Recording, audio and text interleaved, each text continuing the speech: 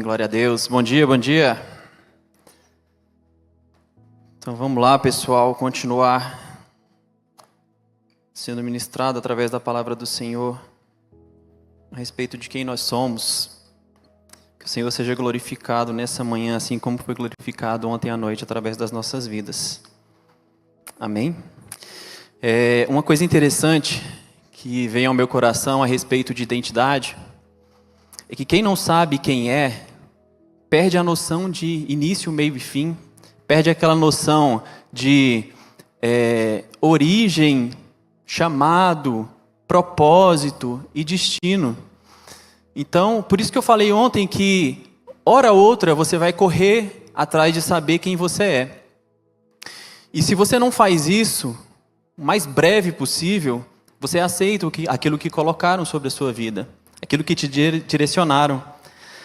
Então, você acaba partindo do princípio de que você é aquilo que você foi construindo ao longo do tempo. E você parte, então, do princípio errado, né? Como foi falado ontem, o pecado que está sobre as nossas vidas, que nós cometemos, ele nos deformou.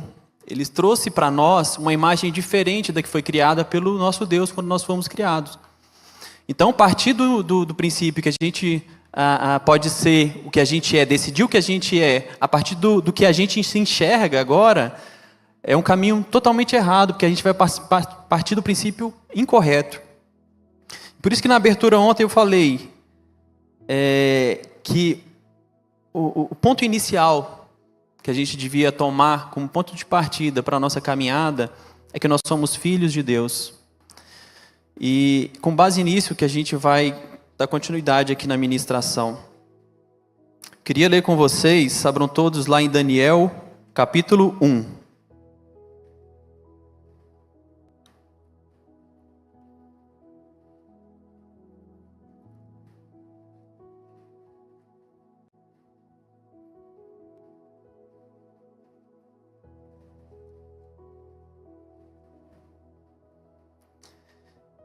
Diz o seguinte: no terceiro ano do reinado de Jeoaquim, rei de Judá, Nabucodonosor, rei da Babilônia, veio a Jerusalém e a sitiou. O Senhor entregou nas mãos dele Jeoaquim, rei de Judá, e alguns dos utensílios da casa de Deus. Nabucodonosor levou esses utensílios para a terra de Sinar, para o templo do seu Deus, e os pôs na casa do tesouro do seu Deus. Depois, o rei ordenou a Aspenaz, chefe dos eunucos, que trouxesse algum dos filhos de Israel, tanto da linhagem real como dos nobres, jovens sem nenhum defeito, de boa aparência, sábios, instruídos, versados no conhecimento e que fossem competentes para servirem no palácio real. E que Aspenaz lhes ensinassem a cultura e a língua dos caldeus. O rei determinou que eles recebessem uma alimentação diária, tirada das finas iguarias da mesa real, e do vinho que ele bebia. Os jovens deveriam ser educados ao longo de 3 anos, e ao final desse período passariam a servir ao rei. Entre eles estavam Daniel, Ananias, Misael e Azarias, que eram da tribo de Judá. O chefe dos eunucos lhes deu outros nomes, a saber, a Daniel de Beltesazar, a Ananias, o de Sadraque, a Misael, o de Mesaque, e a Azarias, o de Abednego. Daniel resolveu não se contaminar com as finas iguarias do rei, nem com o vinho que ele bebia. Por isso, pediu ao chefe dos eunucos que lhe permitisse não se contaminar. E Deus concedeu a Daniel misericórdia e compreensão da parte do chefe dos eunucos. Porém, o chefe dos eunucos disse a Daniel: tenho medo do meu senhor, o rei, que determinou o que vocês devem comer e beber. E se ele perceber que o rosto de vocês está mais abatido do que o rosto dos outros jovens da mesma idade? Se isso vier a acontecer, vocês poriam a minha cabeça em perigo diante do rei. Então Daniel foi falar com o cozinheiro-chefe, a quem o chefe dos eunucos havia encarregado de cuidar de Daniel, Ananias, Misael e Azarias. Daniel disse a ele: por favor, faça uma experiência com esses seus servos durante 10 dias. Dê-nos legumes para comer e água para beber. Depois, compare a nossa aparência com a dos jovens que comem das finas iguarias do rei. Dependendo do que enxergar, o Senhor decidirá o que fazer com esses seus servos. O cozinheiro-chefe concordou e fez a experiência durante 10 dias. No fim dos 10 dias, a aparência dos 4 jovens era melhor, e eles estavam mais robustos do que todos os jovens que comia das finas iguarias do rei. Com isso, o cozinheiro-chefe tirou deles as finas iguarias e o vinho que deveriam beber e lhe dava legumes. Ora, a estes 4 jovens, Deus deu conhecimento e a inteligência em toda a cultura e sabedoria, mas a Daniel deu inteligência para interpretar todo tipo de visões e sonhos. Ao final do tempo determinado pelo rei, para que os jovens fossem levados à sua presença, o chefe dos eunucos os levou à presença de Nabucodonosor. Então o rei falou com eles, e entre todos não foram achados outros como Daniel, Ananias, Misael e Azarias. Por isso passaram a servir ao rei, em toda a matéria de sabedoria e de inteligência, sobre o que o rei lhes fez pergunta, os achou 10 vezes mais sábio do que todos os magos e encantadores que havia em todo o reino. Daniel continuou ali até o 1º ano do reinado de Ciro. Glória a Deus. Vamos fazer mais uma oração. Deus, nessa manhã, Senhor, nós nos colocamos diante da Tua presença, Senhor Jesus. E assim como nós te pedimos ontem, Senhor Jesus, que tirasse, Senhor, toda desatenção, que os nossos corações estivessem inclinados, Senhor Jesus, para receber da Tua palavra, os nossos ouvidos atentos ao que o Senhor quer ministrar nas nossas vidas, Senhor, nessa manhã. Nós te pedimos, Senhor, também, Deus, aqui, neste momento, Senhor Jesus. Fala ao nosso coração, Deus, as nossas vidas estão, Senhor, diante do Senhor, Deus, para ser transformadas, Senhor Jesus, para ser edificadas, Senhor, assim como o Senhor edificou a vida de todos aqueles que andaram contigo, Senhor, quando o Senhor esteve na terra. Nós te glorificamos e te exaltamos, Senhor, nessa manhã. Em nome de Jesus, amém. Para contextualizar o que está acontecendo aqui, o reino de Israel, ele passou por uma divisão. Depois de Salomão, do reino de Salomão, o filho dele, Roboão, chegou diante do povo e o povo fez algumas exigências para ele. Pediu que ele aliviasse a carga que havia sobre eles. E Roboão foi para casa, pediu um tempo para eles e foi conversar com os conselheiros, que eram os conselheiros de Davi, os anciãos, pessoas que aconselhavam sabiamente Salomão na época. E eles deram a opinião de que se ele servisse ao povo, o povo jamais se desviaria dos caminhos ali, jamais sairia do poder dele como rei. O povo serviria e amaria ele como rei. Mas depois disso ele ouviu aqueles que cresceram com eles, aqueles mais jovens. E esses mais jovens falou, na verdade, para não aliviar carga nenhuma. Faz pior que o seu pai. Coloca um jugo ainda mais pesado sobre a vida deles. Aí, diante dessas opiniões, ele foi diante do povo, e o povo esperando uma resposta favorável a algo que poderia vir dele, né? E ele foi e falou assim, o meu dedo mindinho é mais... Esqueci a expressão que ele usou. Meu dedo mindinho é mais grosso que a cintura do meu pai. Então, se meu pai colocou pesadas cargas sobre vocês, eu vou colocar pesos ainda maiores. E também ele fala assim, se meu pai castigou vocês com chicotes, eu vou castigar vocês ainda com escorpiões. Então ele trouxe essa palavra, e foi uma palavra muito dura para o povo. E 10 das tribos de Israel decidiram não servir mais a descendência de Davi. E eles começaram a caminhar com Jeroboão, que começou a comandar o reino do norte, né? O reino de Israel se dividiu entre reino do norte e reino do sul. O reino do norte era o reino que a gente conhecia como reino de Israel, continuou o mesmo nome, só que como capital tinha Samaria, e o reino do sul era o reino de Judá, e a capital era Jerusalém. Então ficou essa divisão. Roboão ficou com 2 tribos, ou 1 tribo e meia, ou 2 tribos e meia, né? Tem uma divisãozinha ali. Então, depois dessa divisão, o reino do norte, que estava sob o comando de Jeroboão, né, inicialmente, depois foi passando pelos reis, por uma linhagem maligna. A gente não vê nenhum rei que fala assim, no reino do norte, né, que fala assim, poxa, esse aí seguiu os passos de Davi, de Salomão, fez coisas boas e tal. Não tem nenhum dos reis que foram bons ali no reino do norte. E esse reino ele foi conquistado pelo Império Assírio. Depois desse tempo, aconteceu também que a Babilônia investiu contra o reino de Judá e conquistou aquela terra. Ele fez provavelmente 3 investidas ali contra o reino de Judá. Em uma delas ele até saiu do cerco que ele tinha feito porque ele percebeu que o Egito estava se movimentando e eles saíram ali, libertaram Israel. Mas eles levaram, na primeira leva de cativos, eles levaram essas pessoas aqui, jovens, pessoas da nobreza, pessoas de importância que poderiam servir ali o rei da Babilônia. Puderam trazer algum proveito para ele ali no seu reino. Ele vai falar isso aqui nos primeiros capítulos, né? No segundo reinado de Nabucodonosor, teve um sonho.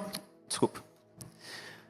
No terceiro ano do reinado do rei Jeoaquim, rei de Judá, Nabucodonosor, rei da Babilônia, veio a Jerusalém e a sitiou a cercar. É uma estratégia de guerra que impede que entre alimento, água, dentro desse local, que normalmente eram cidades fortificadas, com muralhas muito altas.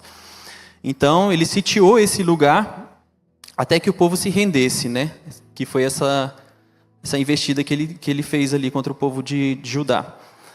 O Senhor entregou nas mãos de Joaquim, rei de Judá, e alguns dos utensílios da casa de Deus. Então o Senhor permitiu que um local onde não poderia de forma nenhuma ser profanada, que entrassem ali pessoas ímpias para tirar dos tesouros do rei, dos tesouros do templo ali, e levasse para a sua terra e colocasse na casa do seu Deus.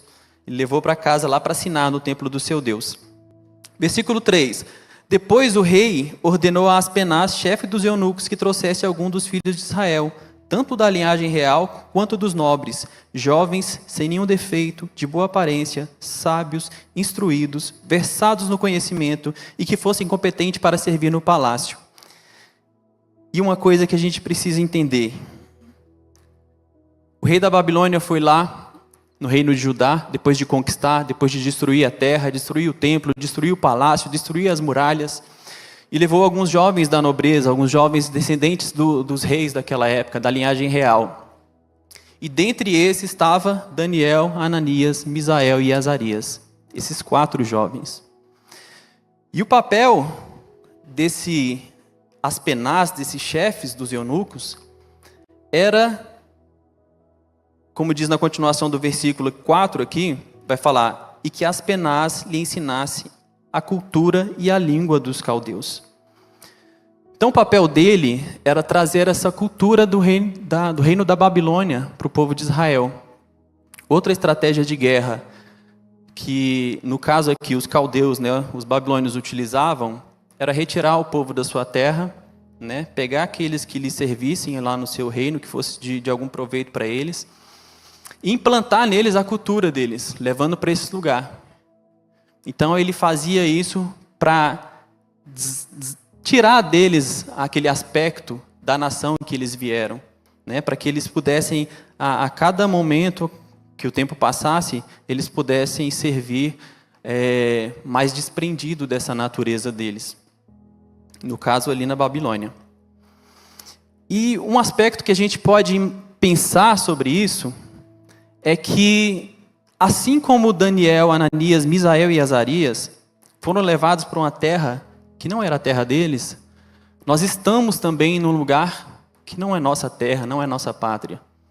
A terra não é o lugar dos filhos de Deus. A terra não é o lugar daqueles que foram chamados através de Jesus pelo Senhor, para ser filho também do Senhor Jesus. E a gente está fora do nosso local. Então a gente precisa entender qual que é a nossa cultura. Diferente de Daniel, Azarias, Misael aqui e Ananias, a gente não tem ideia de fato de quem nós somos. Eles estavam lá na terra de Judá, eles foram educados pelos seus pais, né? Os judeus educavam muito bem os seus filhos, então desde cedo eles ensinavam a lei e tal. Então, na palavra de Deus aqui vai falar mesmo a respeito disso, que eles eram muito competentes, cheios de sabedoria, instruídos, de boa aparência, sábios, versados no conhecimento. Mas eles foram levados para uma terra que não lhes pertencia, eles foram treinados e não puderam servir a sua pátria, o seu lugar onde eles nasceram, o seu lugar de origem. E às vezes, nós vamos ter muitas qualidades que o mundo exige de pessoas. Às vezes o mundo vai exigir, de acordo com a perspectiva de bondade, tudo, vai exigir de nós que nós sejamos esse tipo de coisa, porque a gente serve para ele. A gente serve para gerar riqueza para uma determinada nação. A gente serve para trabalhar em prol do crescimento daquela nação, dessa terra. Então, é bom que nós tenhamos esse tipo de qualidades aos olhos do mundo. É bom que a gente tenha esse tipo de qualidade. Mas, além disso, aconteceu uma coisa diferente. Porque eles tinham essas qualidades. Eles já não tinham mais a terra deles. A terra de Judá já tinha sido destruída. Mas ele vai falar aqui, no versículo 5, que o rei determinou que eles recebessem uma alimentação diária tirada das finas iguarias da mesa real e do vinho que ele bebia. Os jovens deveriam ser educados ao longo de 3 anos e ao final desse período passariam a servir o rei. Entre eles se achava Daniel, Misael e Azarias, que eram da tribo de Judá. O chefe dos eunucos lhes deu outros nomes, a saber, Daniel, Beltesazar, Ananias, Sadraque, Misael de Mesaque e Azarias de Abednego. Aí vai falar que Daniel resolveu não se contaminar com essas iguarias do rei, nem com o vinho que ele bebia. Por isso, foi pedir ao chefe dos eunucos. E embora a gente tenha qualidades que o mundo precise, que o mundo que brilhe aos olhos do mundo, e a gente pode servir para alguma coisa para esse mundo, no caso aqui de Daniel, ele decidiu não se contaminar. Ele decidiu não abrir mão de quem ele de fato era. E os judeus, eles tinham uma lei, que alguns vão chamar de lei dietética, que eles não poderiam comer determinados tipos de animais, né? Tinham os animais certinhos ali, de unha fendida, mas que também ruminasse, não poderia só ser de unha fendida, não poderia só que ruminasse. As aves não poderiam ser aquelas aves de rapina, né? Gavião, águia e outros abutres aí. Os animais do mar ali, teria que ser peixe de escama, barbatana, escama e tal. Mas tinha uma série de coisas que limitavam o que eles poderiam se alimentar. Então, Daniel, diante disso, conhecendo a lei do Senhor, ele decidiu não se contaminar. E talvez porque os alimentos ali da Babilônia eram consagrados ao Deus da Babilônia. E uma coisa que aconteceu ali, né, que fez, que de cara mostra que a Babilônia queria tirar a verdadeira identidade deles, foi a troca dos nomes, as mudanças que ocorreram ali nos nomes deles. E cada um tem um significado. Daniel significa Deus é o meu juiz. E ele passou a se chamar Beltesazar, que Bel proteja o rei. Então, Nabucodonosor tirou o nome deles, que glorificavam ao Deus deles, e colocou um nome que glorificava ao Deus que ele entendia que era o Deus verdadeiro. O nome de Ananias, Senhor é gracioso, passou a se chamar Sadraque, comando de Acu, ou ordem de Acu. A Misael, quem é como o nosso Deus? Esse era o significado dele em hebraico. Ele passou a ser chamado Mesaque, quem é como Acu, um outro Deus. E tem aqui, esse Deus Acu é o Deus da lua. Azarias, o Senhor ajuda, passou a ser chamado Abednego, servo de Nebo, que era o Deus da sabedoria. Acho que o que mais se deu mal aqui foi o Abednego, né? O nome dele era tão feinho assim, como Azarias. Mas eles trocaram os nomes dele justamente para retirar deles todo o aspecto que os fizesse lembrar, ou que os fizesse caminhar de acordo com que a origem deles, que eles foram ensinados ali na terra deles. E a gente não pode ser inocente a ponto de achar que o mundo não quer fazer isso com a gente. Por isso que eu falei aqui no início a respeito de que se você parte do princípio de onde você está para construir a sua identidade, você já parte do caminho errado. O mundo está todo momento tentando construir em nós uma identidade que não é a identidade verdadeira. Existem pessoas que querem de toda forma tirar um pilar bem estabelecido, bem fundamentado que a palavra traz, de que existe uma verdade absoluta. As pessoas querem relativizar tudo. Não, esse aspecto você pode relevar. Deixa isso passar. Sabe como é que o mundo trabalha? É edificando as coisas tão sutilmente que nós não percebemos. Que a gente vai deixando passar. Que isso não tem problema. Não tem problema em me comportar de determinada forma. Não tem problema ser assim. Quando a gente vê, já tem uma coisa grotesca sendo construída, às vezes dentro de nós, e nós não percebemos. Há uma identidade sendo construída dentro de nós a todo momento. Quando nós vamos para a nossa escola, quando nós vamos para a faculdade, quando nós vamos trabalhar. Existem coisas sendo edificadas dentro de nós. Existem aspectos da nossa identidade sendo construídas. Não sei se é da época de vocês, não sei se o Pokémon ainda faz isso. Mas na época que eu assistia Pokémon, existia entre os intervalos, falando assim, quem é esse Pokémon? Alguém lembra disso? Aí aparecia uma silhueta do Pokémon lá. E esse aspecto ali de você identificar através de uma sombra, de um desenho, é isso que às vezes o mundo quer construir dentro de nós. Ele quer que você olhe um aspecto e retire dali, a partir do que ele te deu, a sua realidade, a sua identidade. E Daniel decidiu, não, eu não vou me contaminar. Eu vou preservar a minha identidade. Ele não poderia escolher o nome dele. Ele não podia falar assim, Beltzazar, quero saber desse nome não. Filho Daniel, mais comum. Na minha terra ali, Daniel tem de monte. Quero ser chamado Daniel. Podia fazer isso. E alguns outros aspectos também não, mas ele decidiu, através da alimentação, se consagrar. Daniel, Azarias, Misael e Ananias, como eu disse, eram pessoas que conheciam quem eram. Que foram ali educados na palavra do Senhor, na Torá na época, né? Ou o que tinha dela na época. Então eles já conheciam quem eles eram. Mas e você? Será que você sabe quem você é? Será que se alguém quiser impor algo na sua vida, alguma coisa para você praticar, será que se seus amigos ali da escola, da faculdade, do seu trabalho, começarem a te influenciar a respeito de alguma coisa, você vai ceder ou não vai ceder? A gente está trazendo um aspecto mais para uma aplicação mais atual para a gente, mas reflete sobre isso. Como é que você se comportaria diante de uma pressão onde você é o único que quer se comportar de maneira diferente? Eu sei normalmente como a gente se comporta diante dessa situação. Às vezes a gente se esconde, às vezes a gente nega quem a gente é, às vezes a gente vem na igreja e não fala para ninguém. Não quero que as pessoas saibam quem eu sou, que eu frequento a igreja, nenhum amigo meu frequenta, não quero virar chacota no lugar onde eu estou. Não quero que as pessoas comecem a fazer bullying comigo.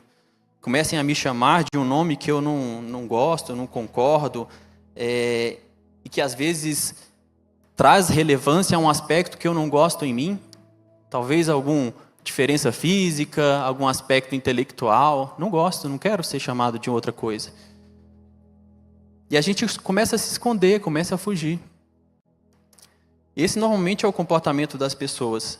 E se não é assim, que pelo menos preserva a nossa continuidade de estar frequentando a igreja, de estar sendo edificado por Deus, mesmo se escondendo, agindo como agente secreto, que é o que a gente falava muito na minha época de jovem,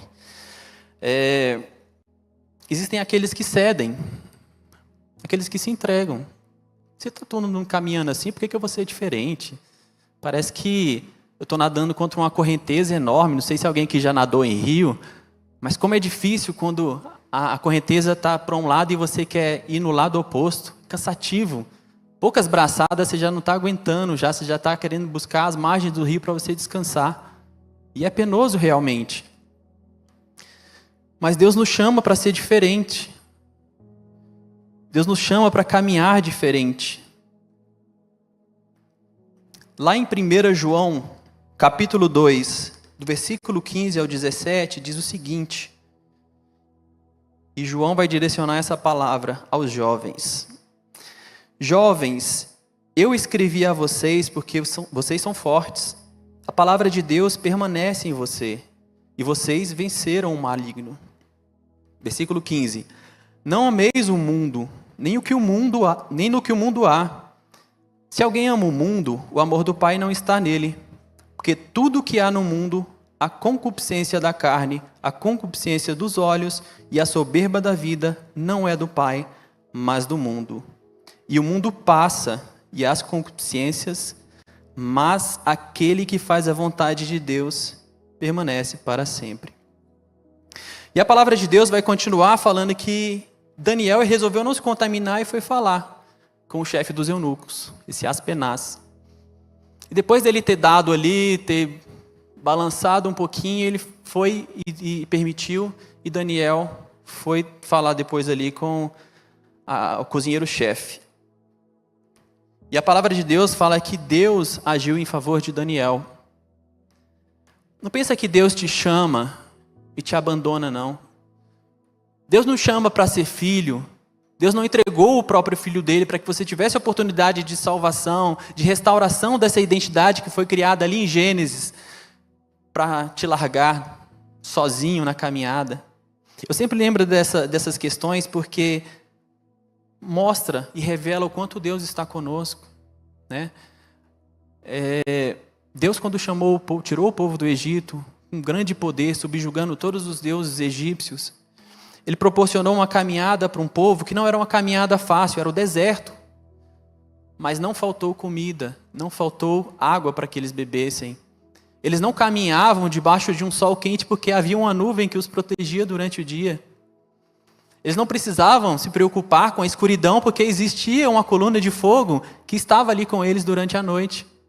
E tudo o que eles precisavam, não do jeito que eles queriam, mas tudo o que eles precisavam, o Senhor proporcionava.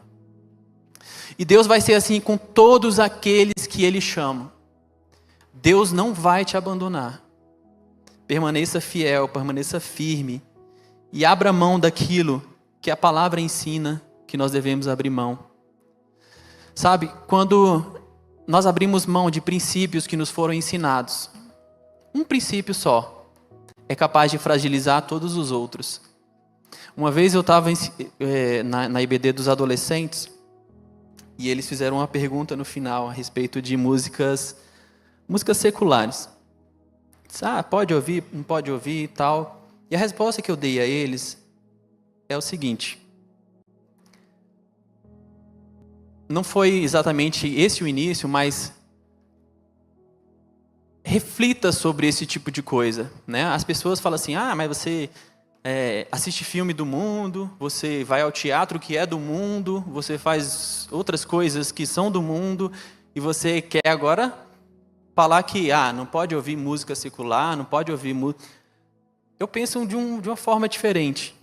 Eu acho que a gente, quando está num processo de santidade, quando está num processo de entendimento de quem nós somos, eu acho que, na verdade, a gente deve partir do ponto onde nós já conseguimos nos consagrar.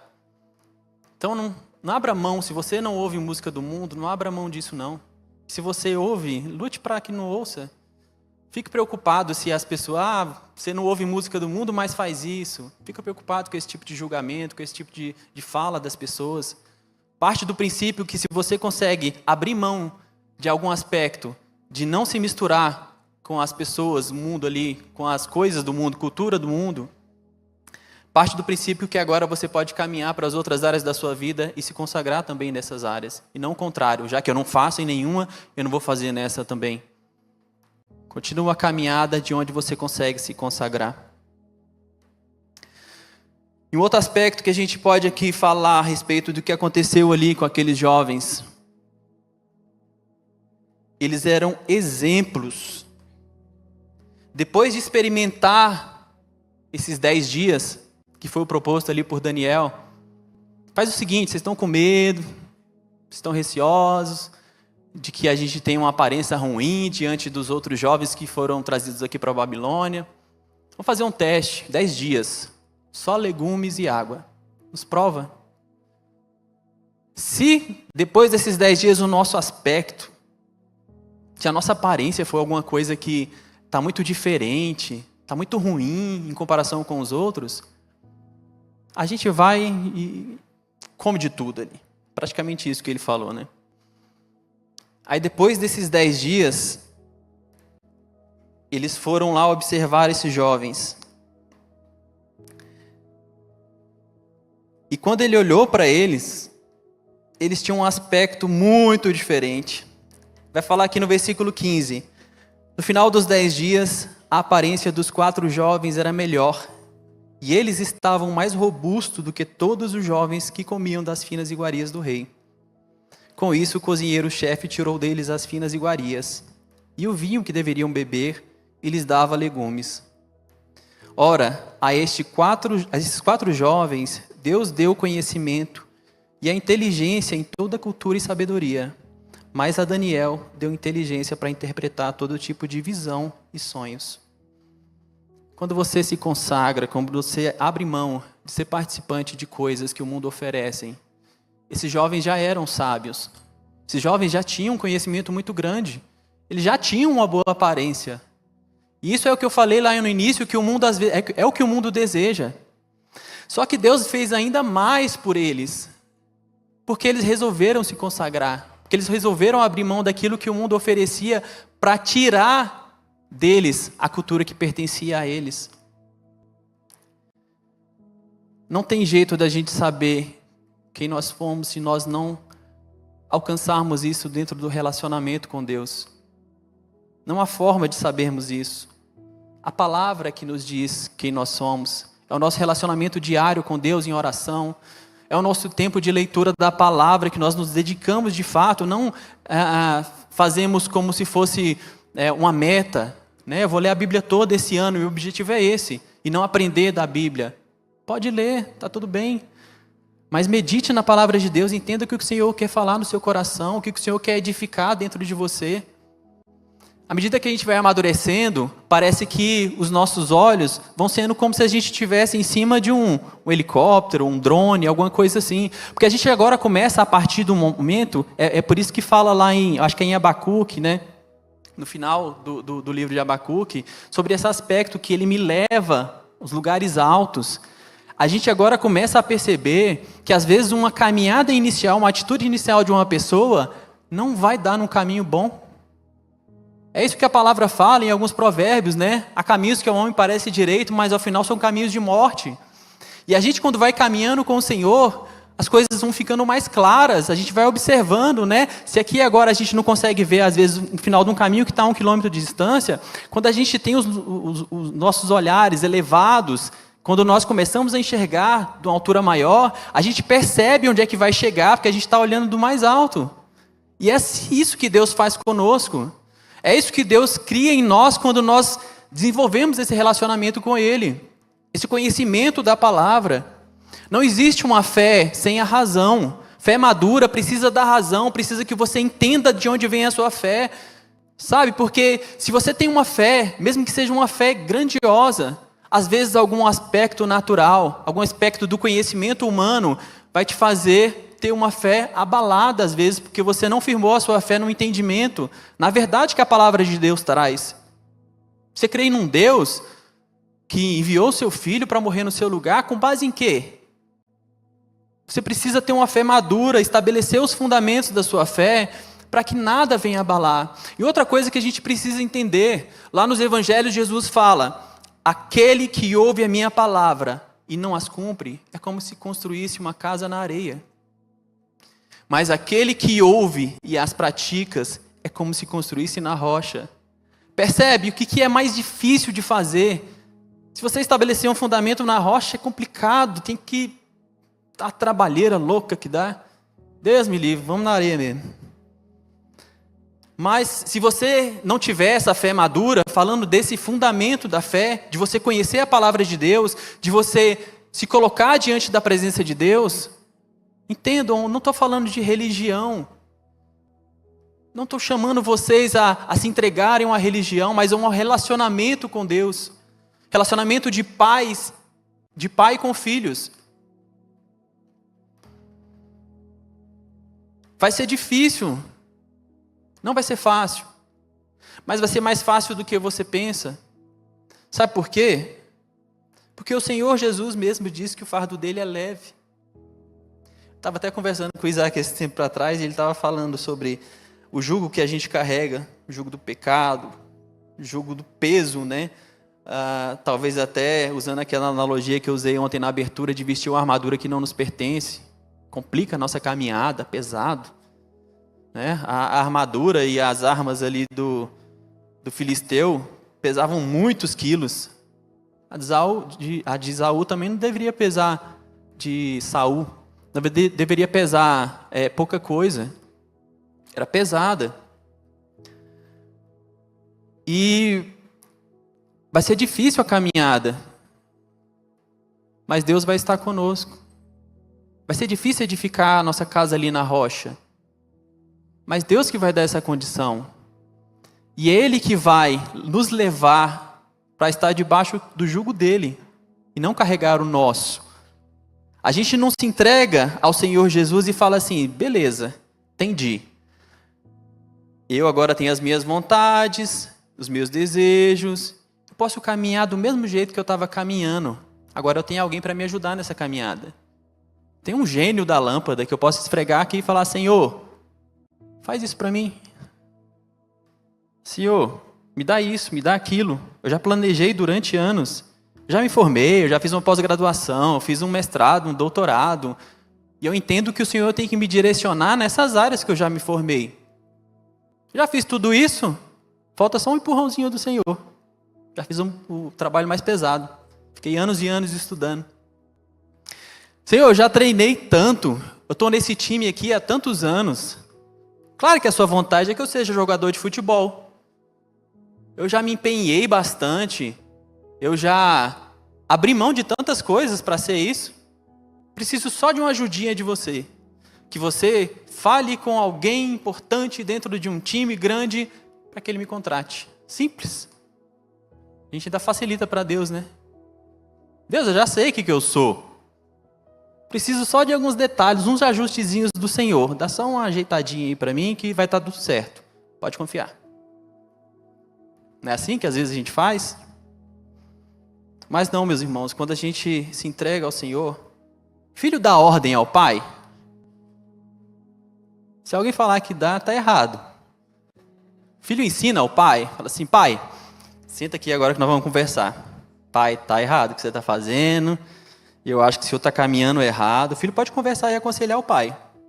Mas falar assim, pai, é assim e assim que eu quero que você faça agora, tá? Aí o pai está lá, ó, certinho, filho, você que manda. Alguém já falou assim para o pai? E ele falou, beleza, tá tudo certo. Na minha época não ia dar coisa boa não, esse tipo de conversa. Então nós não somos assim com Deus, na verdade nós servimos. Um outro aspecto que nós temos de nossa identidade é sermos servos. E nós temos um Senhor, somos servos porque temos um Senhor. Então a nossa vida não pertence mais a nós, pertence ao nosso Senhor. E Ele direciona as nossas vidas. Você sabe qual aspecto de filho é importantíssimo? Eu não vou lembrar agora a referência do versículo, mas quando fala que Deus abriu mão da sua glória e se humilhou, se esvaziou de si mesmo, se colocou em condição de homem. Jesus está dando o maior exemplo de ser filho, que é o quê? Obedecer ao Pai. Jesus, durante todo o tempo que ele teve aqui, ele falava, meu alimento é fazer a vontade do meu Pai. Eu estou aqui para fazer a vontade do meu Pai. Ele entendia o Pai como Senhor da vida dele. E não era ele que direcionava a vida dele. Tanto é que, no primeiro momento do ministério dele, no primeiro confronto, Satanás, ele levantou que tipo de questionamento a ele? Se você é filho de Deus, ordene que essas pedras se transformem em pão.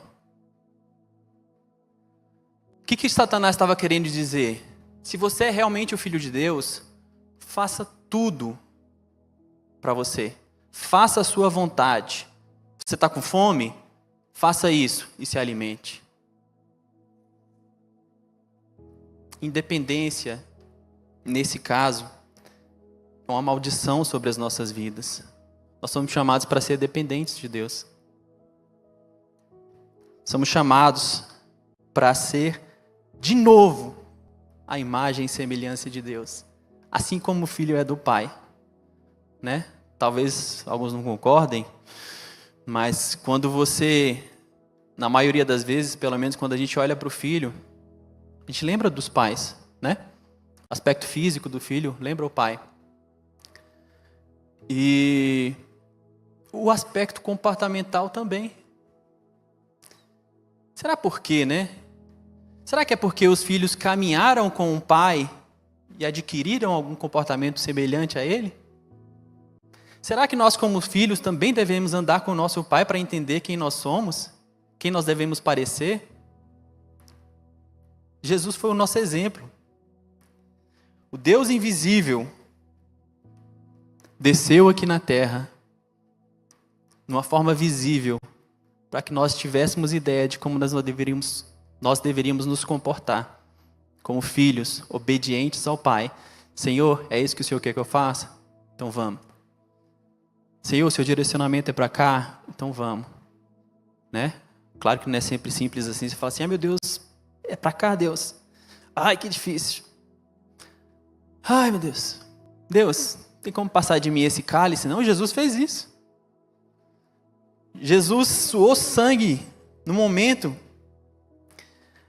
quando ele estava percebendo ali que haveria uma separação entre ele e o Pai, por causa do pecado.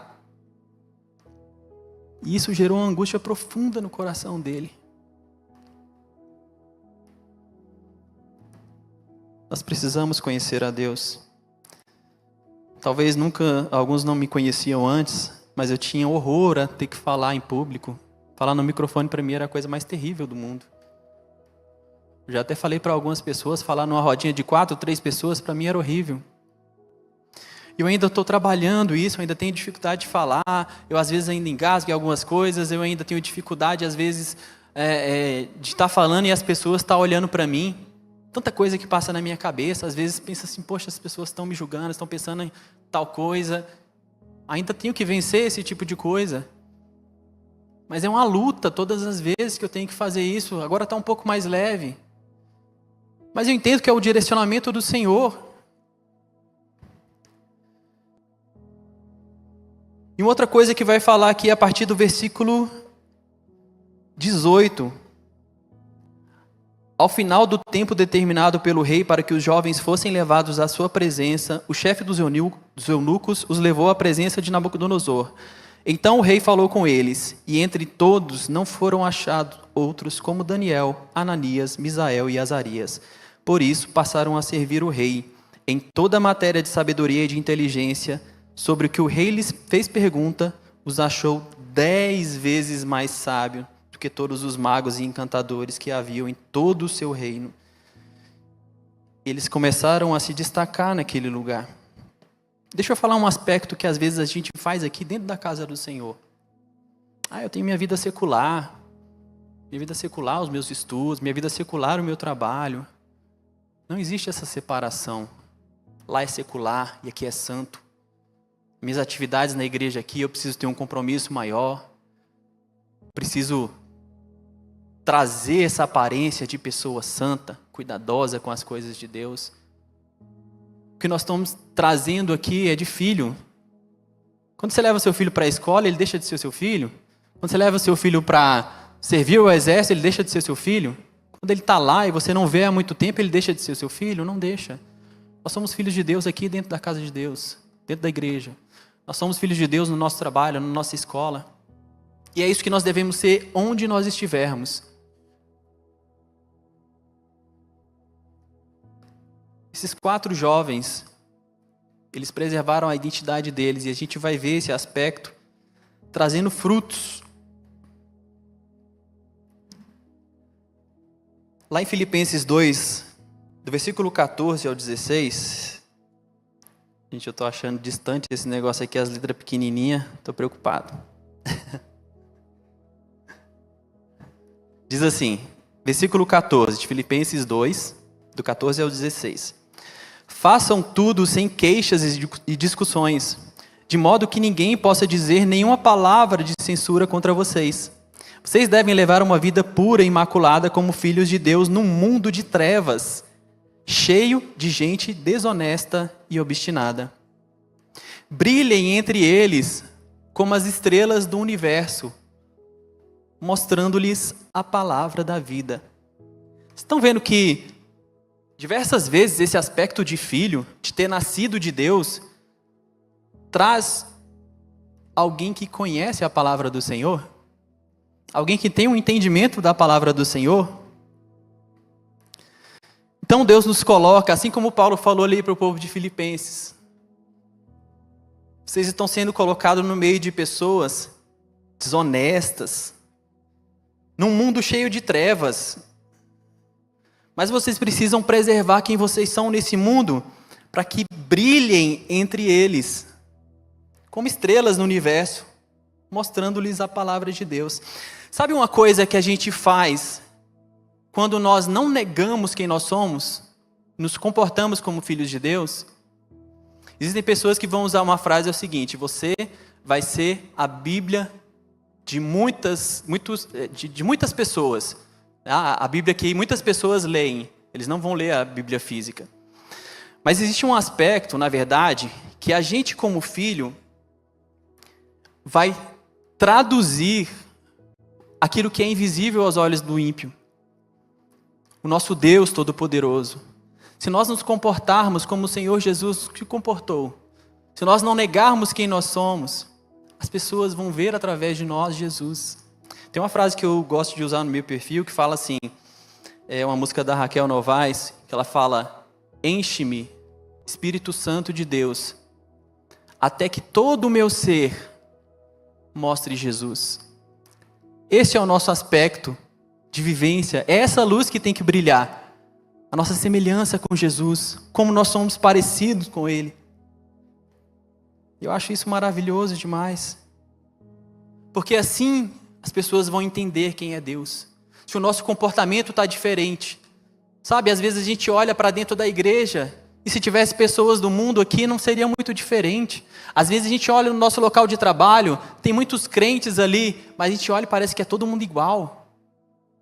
Às vezes na faculdade, na escola, as pessoas que estão frequentando a igreja, que se dizem crentes, que se dizem pessoas que leem a palavra de Deus, que conhecem o Senhor, a gente olha para elas, parece aquele local onde o agricultor semeou ali o trigo e veio o inimigo e semeou o joio.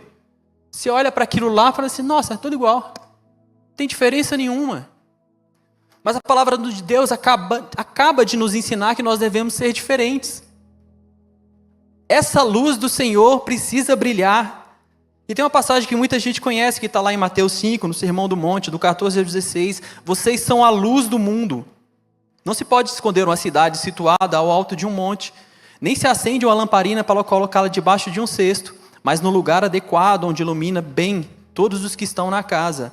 Assim brilhe também a luz de vocês diante dos outros, para que vejam as boas obras que vocês fazem e glorifiquem o Pai de vocês, que está no céu. Ser como Jesus glorifica a Deus. A gente comentou até esse aspecto ali na EBD um dia, sabe? Quando a gente olha para um filho, e esse filho tem um bom comportamento, a gente pensa assim: poxa, esses pais são bons.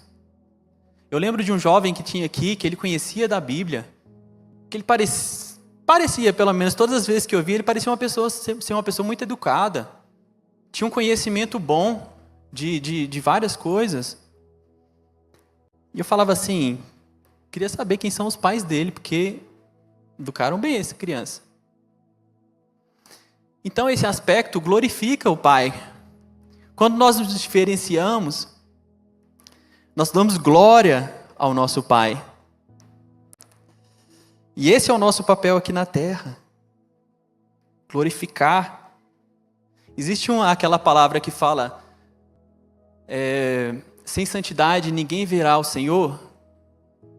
Existe uma tradução, uma interpretação para esse texto, que é justamente esse que eu falei. Se você não espelha ao Senhor a santidade do Senhor, se você não progride em santidade, aqueles que veriam ao Senhor através da vida dos filhos, através da vida daqueles que deveriam espelhar o Senhor, não vão ver.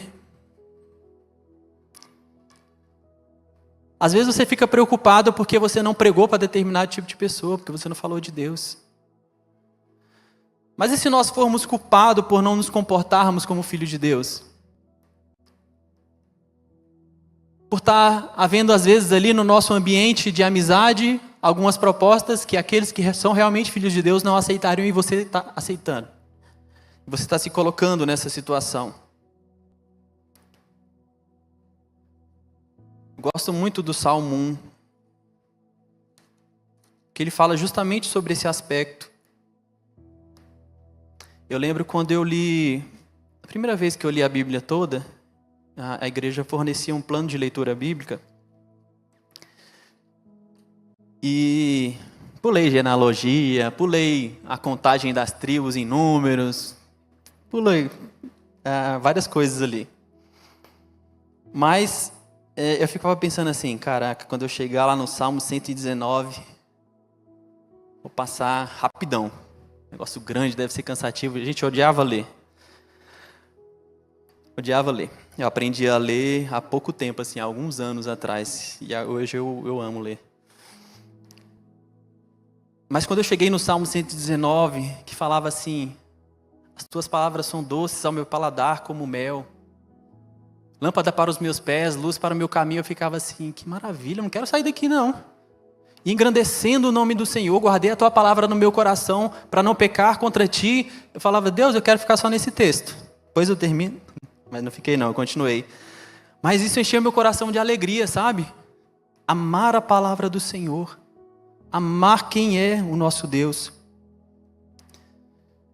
E lá no Salmo 1, só para passar rapidamente, fala assim, bem-aventurado é aquele que não anda no conselho dos ímpios, não se detém no caminho dos pecadores, nem se senta na roda dos escarnecedores. Pelo contrário, seu prazer está na lei do Senhor, e na sua lei medita de dia e de noite. Ele é como árvore plantada junto a uma corrente de águas, que dá no devido tempo seu fruto, e cuja folhagem não murcha, e tudo que ele faz será bem sucedido. Os ímpios não são assim, são porém como uma palha que o vento dispersa. Por isso, os ímpios não prevalecerão no juízo, nem os pecadores na congregação dos justos. Pois o Senhor conhece o caminho dos justos, mas o caminho dos ímpios perecerá. Nossa. Como às vezes a gente que recebeu o entendimento do Senhor, às vezes até tardio, a respeito de amar ao Senhor, de amar a palavra, como a gente às vezes fica desejoso de... Ai, como eu queria que vocês entendessem. Como eu desejaria colocar no coração de vocês, pelo menos um pouquinho, do que o Senhor fez na minha vida.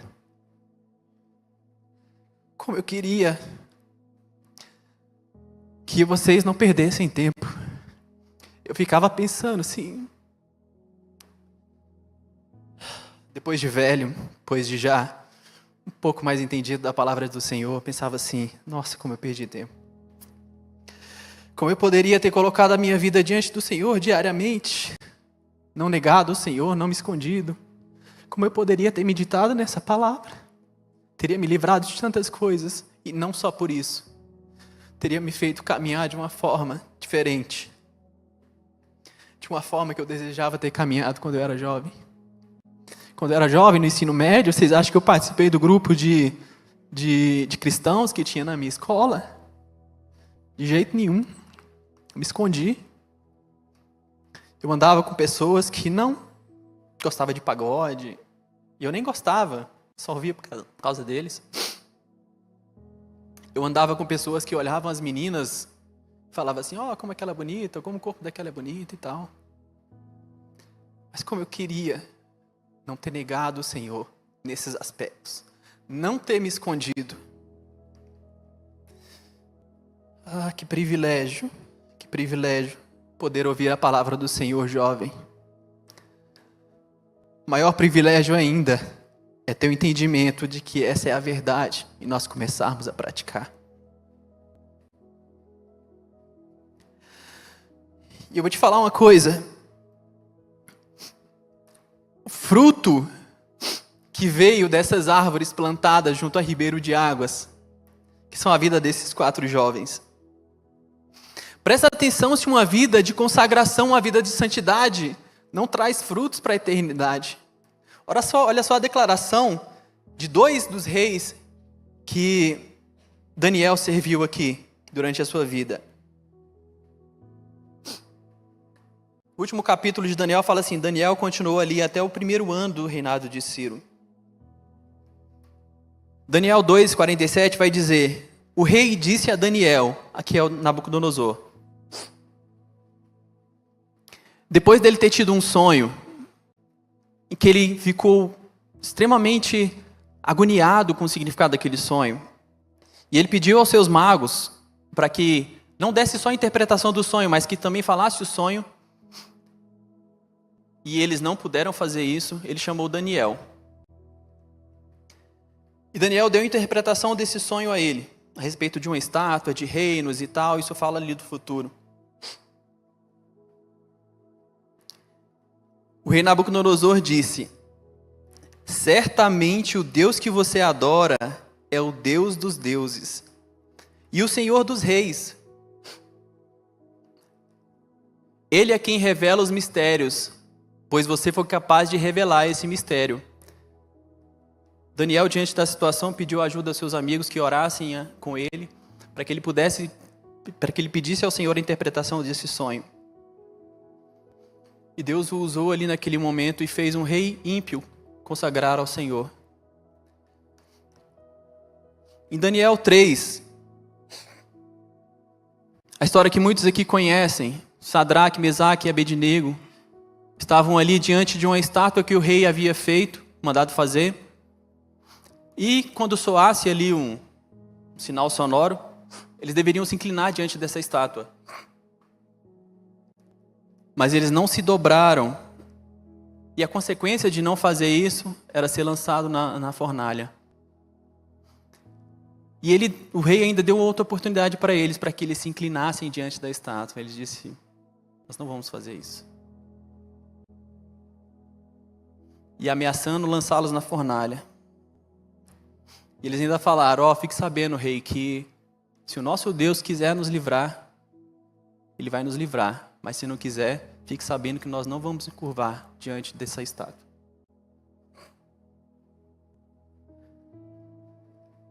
Aí Nabucodonosor vai dizer ali no capítulo 3, versículo 28, do 28 ao 29. Nabucodonosor disse: bendito seja o Deus de Sadraque, Mesaque e Abednego, que enviou o seu anjo e livrou os seus servos, que confiaram nele, pois não quiseram cumprir a palavra do rei, preferindo entregar o seu corpo a servir e a adorar um Deus que não era o Deus deles.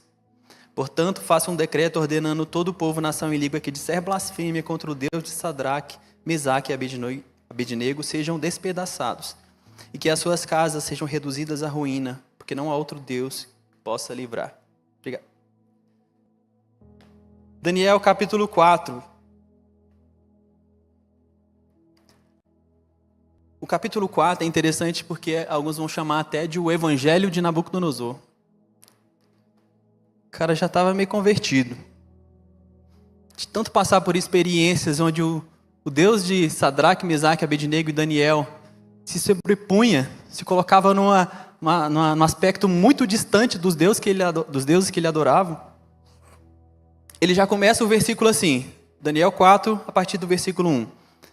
O rei Nabucodonosor a todas as pessoas de todos os povos, nações e línguas que habitam em toda a terra, que a paz lhe seja multiplicada. Pareceu-me bem tornar conhecida os sinais e maravilhas que Deus, o Altíssimo, tem feito para comigo. Como são grandes os seus sinais e como são poderosas as suas maravilhas. O seu reino é um reino eterno e o seu domínio se estende de geração em geração. Aqui Nabucodonosor tinha tido um sonho que havia uma árvore muito grande, onde os animais se colocavam ali debaixo dessa árvore, se alimentavam dela. E veio um anjo, uma ordem do céu, e mandou cortar essa árvore. Aí vai falar também sobre um aspecto selvagem que veio sobre ele, o julgamento do Senhor sobre a vida dele, né? O livro de Daniel vai trazer essa soberania de Deus, o Deus poderoso, o Deus que levou o povo para Israel, para a Babilônia, e não que foi subjugado pelo Deus Bel, que era o Deus poderoso ali da Babilônia. o Deus que fez todas as coisas, que proporcionou todas as coisas, que deu entendimento da interpretação dos sonhos a Daniel, que livrou Sadraque, Mesaque e Abednego da fornalha, ele também subjugou o maior rei daquela época, rei que dominava sobre várias nações. Ele se tornou como se fosse um animal, se alimentando ali das coisas da floresta. E depois Deus restaurou ele a um estado comum. Daniel até aconselhou ele que ele se arrependesse dele quando contou esse sonho para ele. Ele falou assim, te aconselho a se arrepender. A fazer como se fosse uma reflexão. E se arrepender das suas condutas. Ele fala assim, nossa, quem dera esse sonho fosse de algum inimigo do rei. E Nabucodonosor foi subjugado. Deus Todo-Poderoso ali da Babilônia, que governava o mundo inteiro praticamente naquela época, viu quem é de fato aquele que manda em todas as coisas, aquele que governa sobre tudo e sobre todos, sobre todos os reinos da terra. Lá no capítulo 4 ainda de Daniel, ele vai falar, ele começou a glorificar a Deus no início e vai terminar glorificando a Deus. Ele vai falar assim, mas ao fim daqueles dias, dos dias que ele esteve como animal na terra, onde o cabelo cresceu, a unha cresceu, e o aspecto dele era como se fosse de um animal, eu, Nabucodonosor, levantei os olhos aos céus e recuperei o entendimento. Então eu bendisse o Altíssimo e louvei e glorifiquei aquele que vive para sempre. O seu domínio é eterno e o seu reino se estende de geração em geração. Todos os moradores da terra são considerados como nada, e o Altíssimo faz o que quer com o exército dos céus e com a morada da terra. Não há quem possa deter a sua mão, nem questionar o que ele faz. Nesse tempo recuperei o entendimento, e para a dignidade do meu reino recuperei também a minha majestade e o meu resplendor. Os meus conselheiros e os homens importantes vieram me procurar, e fui estabelecido no meu reino. A minha grandeza se tornou ainda maior. Agora eu, Nabucodonosor, louvo e engrandeço e glorifico o Rei dos céus, porque todas as suas obras são verdadeiras, e os seus caminhos são justos, e ele tem poder para humilhar os orgulhosos. E por fim, lá em Daniel 6, quando estavam procurando, o rei Dário, ele tinha colocado ali 120 sátrapas para governar ali aqui já é o reino dos Medos e Persas, e tinha colocado 3 pessoas para liderar esses sátrapas. Sempre tenho dificuldade de falar essa palavra. Colocou 3 pessoas, e uma delas era Daniel. E essa galera ficou o tempo todo procurando, buscando, tentando encontrar alguma coisa em Daniel que fizesse o rei de alguma forma tirar ele dessa posição. E eles meio que conversam lá e chegam ao consenso de que eles não vão achar nada. Não há nada que a gente possa encontrar na vida de Daniel, a não ser na lei do seu Deus. Então eles foram lá no rei Dário e pediram para que ele editasse um decreto que durante um determinado tempo lá, ninguém pudesse pedir nada a outros deuses ou outros senhores. Aí Dário edita esse decreto, um decreto que não poderia ser revogado nem por ele mesmo, a não ser quando passasse o tempo de cumprimento dele. E durante esse tempo Daniel continua sendo o mesmo. Ele se coloca ali diante da presença de Deus 3 vezes por dia, orando e clamando ao seu Senhor, com janelas abertas, como era o costume dele. Não abriu mão. Vocês entendem que, para abrir mão desse aspecto da nossa vida, quem abriria mão da sua vida por causa de Deus? Será que a gente não precisa de um aspecto de maturidade, de fé madura, de relacionamento profundo de Deus, de entendimento de fato quem Deus é? Como Isaac disse, como é que a gente vai ser imagem e semelhança de alguém que a gente não conhece?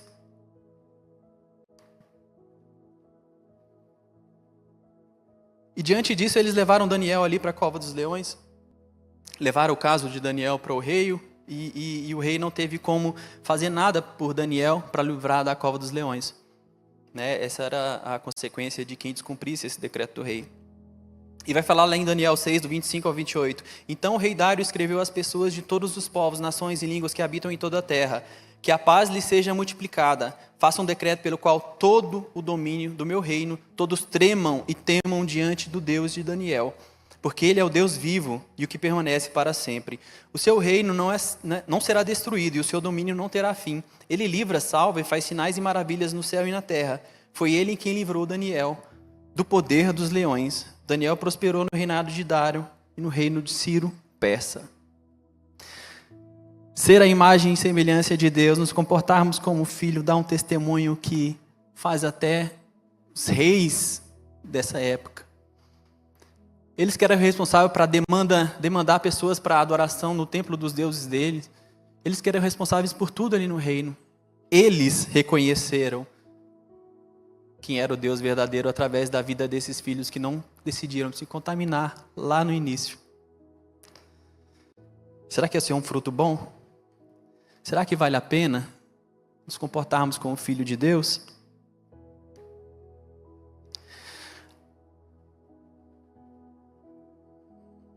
Fique imaginando, sabe? Deus nos chama para ser santos e irrepreensíveis.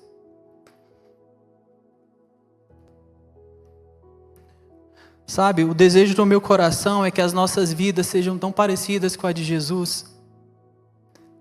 E aqui eu não estou comparando Daniel com Jesus. Daniel pecou, com certeza. A Bíblia não fala em relação a isso, mas com certeza ele pecou. Mas Jesus também, fariseus, saduceus, mestres da lei, viviam o tempo todo. Vamos achar algo nele. Vamos encontrar algo nele, algum aspecto nele que o condene. Que vá contra a lei do Senhor. O que eles acharam em Jesus foi que ele falava que ele era o Filho de Deus.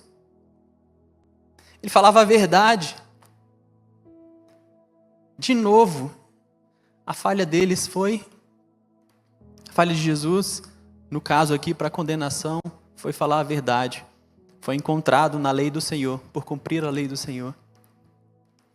Eu lembro quando os discípulos estavam pregando ali no templo e eles foram presos, chicoteados ou açoitados. E depois que eles saíram de lá, eles saíram alegres, porque eles foram dignos de sofrer pelo nome de Jesus.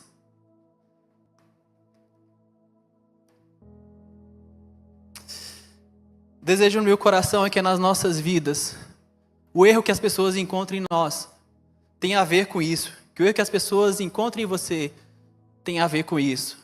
Porque você se coloca. O número de vezes que as pessoas se alimentam diante da presença de Jesus. Porque você abre mão de se alimentar daquilo que não te edifica, ou você abre mão de se alimentar para se consagrar ao seu Deus, ao Deus verdadeiro. Que essa seja a falha que encontra em você, em cada um de vocês. Que vocês abrem mão de, às vezes, estar de frente do computador, às vezes estar de frente de uma TV, assistindo coisas que não edifiquem, para estar diante da palavra de Deus, meditando. Vamos ficar de pé.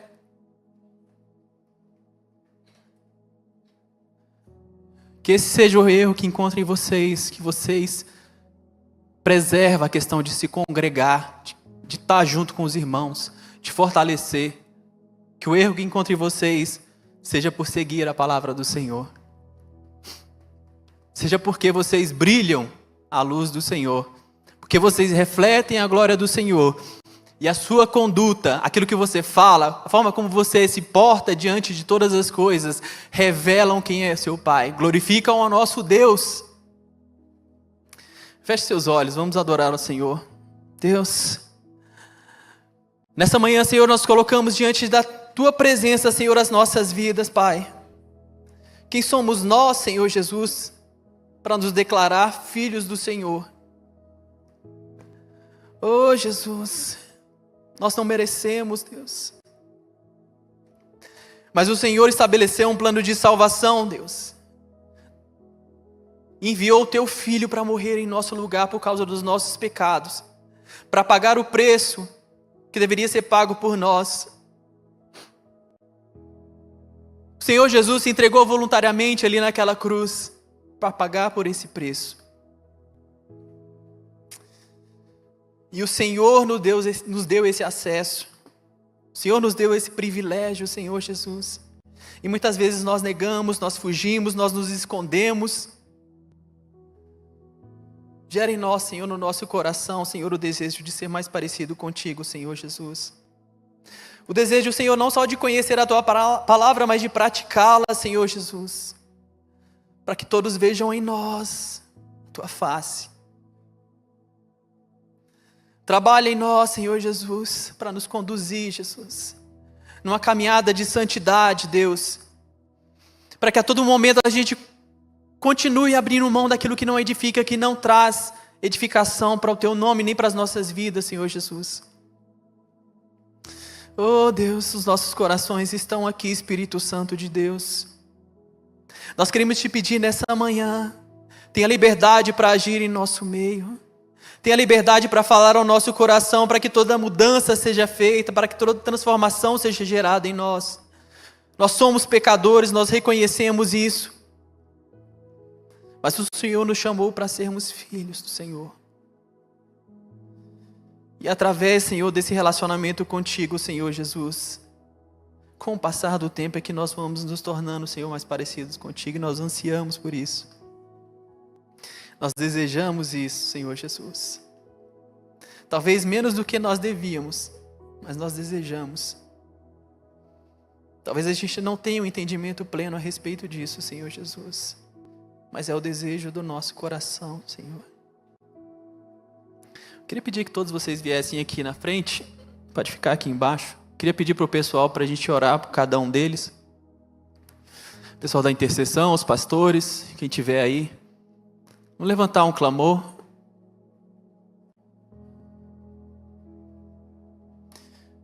Decida hoje ser parecido com Jesus, caminhar como Jesus caminhou. Decida nessa manhã refletir essa glória do Senhor Jesus. Não faz sentido você ouvir a palavra do Senhor com a frequência que você ouve e ser parecido com as pessoas que não ouvem. Não faz sentido você estar se colocando diante da presença do Senhor em oração e continuar o mesmo. Oh Deus, eu peço, Senhor, nessa manhã, Deus, que o Senhor faça, Senhor, se levantar, Senhor. Às vezes, Senhor, de um lugar que está parecido ali como o vale de ossos secos, Senhor, de Ezequiel, Pai. Às vezes, Senhor, no lugar onde as pessoas não dão credibilidade nenhuma, Senhor, para as pessoas. Onde eles não vêem nenhuma perspectiva de crescimento, de futuro.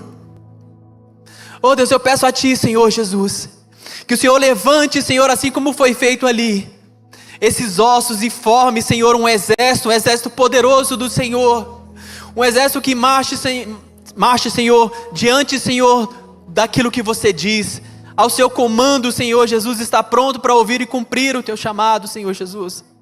Faça, Senhor, de nós aqui, Senhor, como essa cidade edificada lá, Senhor, de Mateus 5, Deus, que está em cima do monte, Senhor, que não pode se esconder, Deus, e que cada luz brilhe, Senhor Jesus, revelando o Senhor, Deus Todo-Poderoso. Levanta agora, Senhor, pessoas, Senhor Jesus, que estão dispostas a tudo, Senhor, pelo Teu nome, Jesus, que não te nega, Senhor, em nenhum aspecto, Deus. Em nome do Senhor Jesus, eu te peço, Senhor Jesus, que quebre todas as cadeias agora, Senhor, traga libertação, traga restauração, Senhor, de uma vida, Senhor, diante do Teu altar. Traga, Senhor, restauração, Senhor, de uma vida, Deus, a imagem e semelhança do Senhor, Deus. Enche agora, Senhor, com o Teu Espírito Santo, Senhor, o coração de cada um aqui, Jesus. Oh Deus, faça crescer nele, Senhor, esse aspecto, Senhor Jesus, da presença do Senhor, Deus. Que eles caminhem contigo, Senhor, se desenvolvam em te conhecer, Senhor Jesus. Que eles comecem agora, Senhor, a pensar de forma diferente. Que eles comecem agora, Senhor, a agir de forma diferente, Pai, em nome do Senhor Jesus, Deus. Oh Deus, nós somos poucos aqui, Senhor Jesus, mas 4 pessoas ali, Senhor, no reino da Babilônia, que decidiram não se contaminar, Deus. Glorificaram o Teu nome a ponto dos reis daquela época, Senhor, reconhecerem que Tu és o Deus Todo-Poderoso. Um Deus que tem o governo que não tem fim. Um Deus que está sobre todos, que faz como quer, quando quer. Oh Deus soberano, Deus Todo-Poderoso, é o Senhor que nós estamos adorando nessa manhã. Oh Pai amoroso, Pai de amor, que nos resgatou desse mundo de trevas, que nos trouxe a luz do Senhor. Oh, Jesus, nós nos colocamos diante da Tua presença, Senhor Jesus. Colocamos à Tua disposição, Senhor Jesus. Ouve, Senhor, a nossa voz e o nosso clamor, Senhor Jesus, e nos restaura. Nos tire, Senhor, da condição, Senhor, que nós estamos de desejar as coisas desse mundo, Deus. De depender, Senhor, das coisas desse mundo, Senhor, para ser feliz, Jesus. Que encontremos em Ti, Senhor, a verdadeira felicidade, a verdadeira alegria, Senhor Jesus. Que só pode vir do Senhor. Que só pode vir, Senhor, da esperança na salvação no Senhor, Deus. Oh, Senhor Jesus, nós colocamos diante de Ti, Senhor, os nossos corações e mentes, Senhor, os nossos olhos, Senhor Jesus, que às vezes têm sido portas, Deus, de entrada do pecado. Nós temos sido guiados, Senhor, pelos nossos desejos, pelas nossas vontades. Nós temos sido, Senhor Jesus, conduzidos, Senhor, por aquilo que o mundo ensina que é bom, Senhor. E não é assim que nós queremos caminhar a partir de hoje. Não é dessa forma, Deus, que nós queremos caminhar. Porque o que tem sido ministrado, Senhor Jesus, até aqui, Deus, nos mostra e revela, Senhor Jesus, que aquilo que o mundo quer de nós, Senhor Jesus, não é para nós que somos filhos de Deus. Não pertence a nós essa natureza. A nossa cultura é outra. A nossa pátria é outra. Nós somos cidadãos dos céus, chamados por Ti para refletir a Tua glória aqui na terra. Nós somos missionários do Senhor, onde nós não estamos na nossa terra, mas nós estamos aqui, Senhor, por um propósito, pelo chamado do Senhor. Revela a cada um que está aqui, Senhor, essa manhã, esse chamado. Revela a cada um que está aqui, Senhor, esse propósito, Senhor Jesus. Qual que é, Senhor, a nossa missão nessa terra, Deus? E nos ajude a cumprir, porque é o desejo do nosso coração, Jesus. É o que nós desejamos e ansiamos, Senhor Jesus. Queremos estar imersos, Senhor, na Tua presença todos os dias das nossas vidas, Paizinho. Queremos nos entregar a Ti de coração, Senhor Jesus. E não colocar uma máscara, uma aparência de santidade, uma aparência de pessoas que são diferentes, como faziam os fariseus. Nós queremos realmente refletir a Tua glória, Senhor Jesus. Gerado, Senhor, por uma transformação interna vinda do nosso coração. Que seja expresso, Senhor, através das nossas vidas, Senhor. A verdade, Senhor, que nós conhecemos através da Tua palavra. Existe uma verdade absoluta. Existe um caminho, um único caminho. E existe a vida eterna, a vida verdadeira. E tudo isso é Jesus, tudo isso está em Jesus. E é Ele que nós queremos adorar, glorificar todos os dias das nossas vidas. Oh, Jesus, foi um preço muito alto e nós agradecemos a Ti, Senhor, pelo Teu sacrifício naquela cruz. Nós glorificamos a Ti, Senhor Jesus. Quem nós seríamos sem Ti? Nós estávamos mortos, e de nós não poderia sair nada de bom. Mas o Senhor nos resgatou, o Senhor nos deu a oportunidade da salvação. Nós queremos nos agarrar a ela, e que essa certeza de salvação gere bons frutos durante todo o tempo que nós estivermos nessa terra que não nos pertence, Pai, em nome de Jesus. Aleluia, aleluia. Glória a Deus. Aqueles que já receberam a oração, podem voltar aos seus lugares.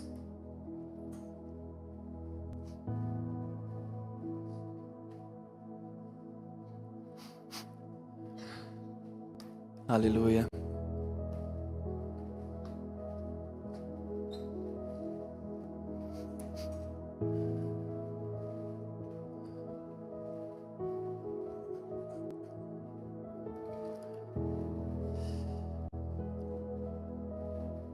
Quando eu falei do aspecto que a gente tem às vezes de querer colocar dentro de vocês o entendimento de quem é Deus, o entendimento de que o que há de mais valoroso nesse mundo é a presença do Senhor, é o conhecimento da palavra de Deus, é viver de acordo com o que Deus ensina aos seus filhos a viver. Isso acontece também em casa. A gente quer colocar na cabeça dos nossos filhos que eles têm que parar de fazer determinado tipo de coisa. Para a gente não ter que ensinar milhões de vezes durante o dia a mesma coisa. Mas de fato, o quão rápido a gente aprender esses aspectos importantes da vida cristã, da vida como filho de Deus, mais a gente vai desfrutar do prazer da presença do Senhor, da transformação que Jesus gera através das nossas vidas.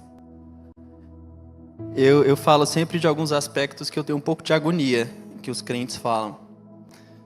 E um deles é que Deus tem pressa. Eu tenho um pouco de agonia dessa frase, porque parece que Deus é um Deus que não planeja as coisas, não sabe de todas as coisas, e diante de determinadas situações Ele tem pressa, porque senão pode não dar certo o plano dele. Ele tem pressa porque Ele planejou errado alguma coisa e precisa agora que acelere. Mas existem alguns aspectos nas nossas vidas que, pelo menos o entendimento inicial, é importante que seja rápido.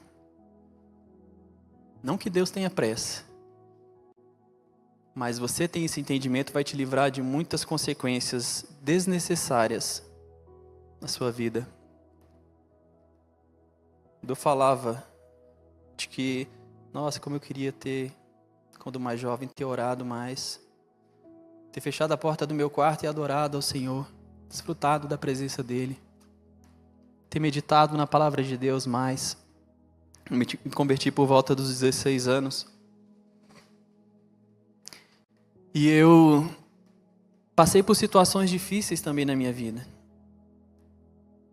Próximo ali do meu tempo de conversão, eu participei de um acampamento onde o Espírito Santo me encheu de uma forma tão maravilhosa. Como se você pegasse imagina o melhor sentimento que você já sentiu na vida, multiplicado por um número que eu nem sei dizer. E esse sentimento tentando se encaixar dentro de você e não cabe, de tão grande que ele é.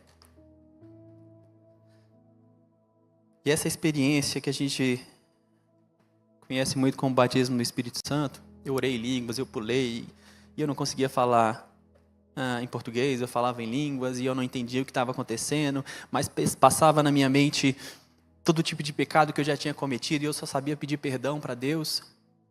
E aquilo foi uma experiência extraordinária para mim. Mas isso não impediu que durante muito tempo da minha vida, assim como o Isaac, eu também tivesse dificuldades em relação à pornografia e outras coisas. E assim como o Isaac também, eu servia no ministério de louvor. Então eu era mais um. A gente não se conhecia, mas a gente era do mesmo time de hipócritas, que passavam uma aparência de santidade, de pessoas quietinhas, de pessoas que faziam tudo certinho, né? Talvez um pouco mais que o Isaac, que não falam muito, né? Então a palavra fala que até aquele que se cala passa por sábio, né? Então, quanto menos você falar, menos você se compromete. Não fala a palavra de Deus também, que a boca fala de que está cheio o coração? Às vezes o seu coração está corrupto, se você não falar nada, vai passar desapercebido. Uma dica, tô brincando. Mas eu também estava nesse aspecto de pecado e durante vários anos. A Camila sabia disso durante o nosso tempo de namoro. Mas por que eu estou falando isso?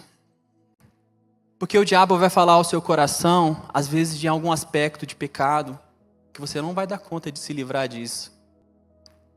Que é melhor você aceitar. Sabe o que você faz? Você não vai conseguir mudar. Leva a sua vida do jeito que está.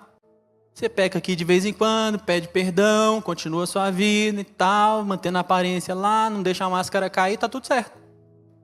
Continua assim. Você não vai conseguir. Você já tentou por tanto tempo, você já arrependeu durante várias e várias vezes e não mudou nada. Continua desse jeito.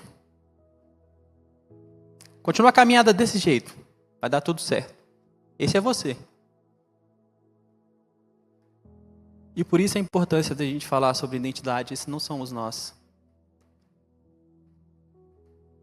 Nós não somos aquelas pessoas escravas do pecado. Nós somos escravos, mas de um Senhor, do Senhor, Deus Todo-Poderoso. E você vai perceber que descobrir quem você é e caminhar dentro desse relacionamento vai te fazer olhar para trás e falar assim, por que eu fazia isso? Parecia que tinha correntes grossas, algemas, que não poderiam ser rompidas, me prendendo a esse pecado. Mas sabe o que o diabo faz?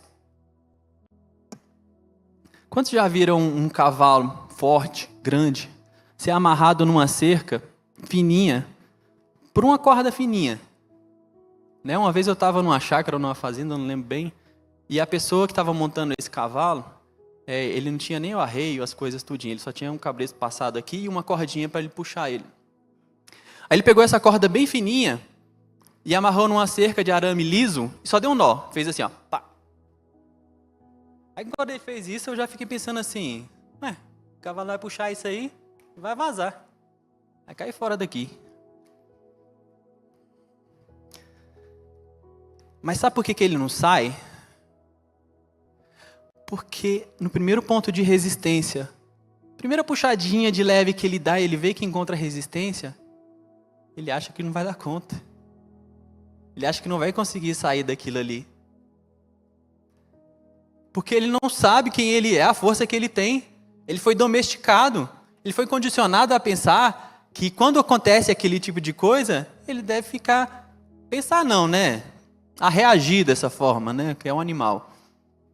Mas nós, muitas vezes, somos condicionados a pensar isso. Porque eu lutei tantas vezes. Porque eu fui até determinado ponto. Eu não quero mais continuar lutando, esse sou eu. Esse é quem eu sou. É assim que eu tenho que viver. Essa dificuldade. Essa vida dupla. Assim que eu tenho que caminhar. Isso é uma mentira. Isso é uma mentira. Nós fomos criados para viver uma vida em santidade. E não vai ser de uma vez. Vai ser de uma hora para outra. Você não vai conseguir se libertar do seu pecado de uma hora para outra. Mas quando você se relaciona com Deus, e você vai percebendo quem você é, a força que há em você, por causa do Espírito Santo, né? Muitas vezes a gente não vence isso, porque a gente quer lutar com as nossas próprias forças. Eu quero abrir mão disso por conta própria. E a igreja às vezes falha nesse aspecto, falando assim, você tem que deixar de pecar, você tem que fazer isso, você tem que fazer aquilo, você não pode fazer isso e nem aquilo. E aquilo vem como uma carga sobre nós, porque a gente quer agir do jeito que nós estamos, no homem carnal, como Paulo fala lá, miserável homem que sou, quem me livrará do corpo dessa morte? A gente quer agir diante disso, como uma pessoa carnal. Não vai vencer. Não vai ter êxito nessa batalha. E por isso que Deus falou no meu coração, desde quando Ele falou a respeito de identidade, faz muito tempo atrás, gente, foi em 2020 que eu trouxe a palavra, no clamor, e Deus falava no meu coração, trazendo esse entendimento. Se nós não partirmos do entendimento de quem nós somos, nós não vamos conseguir vencer. Se nós não partirmos do entendimento de quem nós somos, jamais vamos conseguir ser como Daniel, que abre mão das coisas, que às vezes são atrativas. Daniel, Misael, Azarias e Ananias não tinha mais terra. Como eu disse, tudo havia sido destruído lá no reino de Judá. O templo tinha sido destruído, o palácio do rei tinha sido destruído, as muralhas tinham sido destruídas, foram colocar fogo em tudo. Algumas pessoas mais pobres ficaram lá para cuidar da terra. Então eles poderiam muito bem pensar assim, agora que a gente não tem terra mesmo, se tivesse pelo menos para onde voltar, a gente manteria aqui firme. Nem isso eles tinham. Mesmo assim, eles não negaram que eles eram